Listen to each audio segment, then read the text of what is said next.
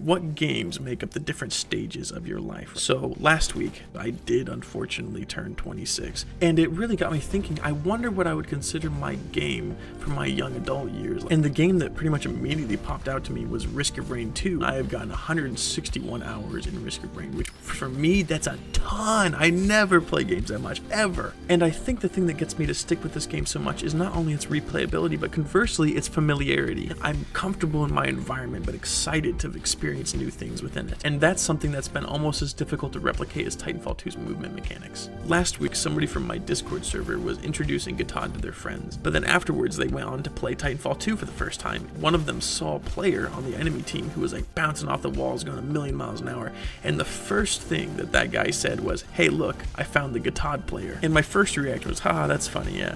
But then I thought about it, I was like, man, that actually says a lot about the type of gameplay I've achieved. If you're somebody who's seen like high-level Titanfall 2 or Apex Legends players, and you want to do that, well, I made a place for you to do that. And next on video games that inspire me, Halo.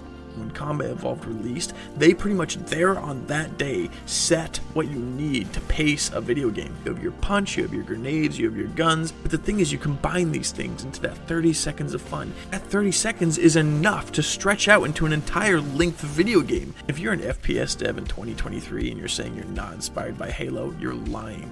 When I look back in my childhood and the games that I played, the one that sticks out more than anything is Call of Duty Zombies. In 7th grade, something terrible had happened to me and I had to go live with my friend Austin. And during that time, I didn't go to school, I didn't talk to my parents, I just lived at Austin's. And he would go to school, but when he came back, we would hop on the Xbox and we would grind on Kino der Toten. And it's a little bit morbidly funny, but with the backdrop of my entire world imploding, I didn't even give a shit. I was just bumming out on his couch, just fighting for my life to pack-a-punch the pistol to get Mustang and Sally. And God, it was the loop of that game and that map that mesmerized me, and nothing else mattered when I was playing it. And I loved having that escape, and I think that's something I've tried really, really hard to replicate.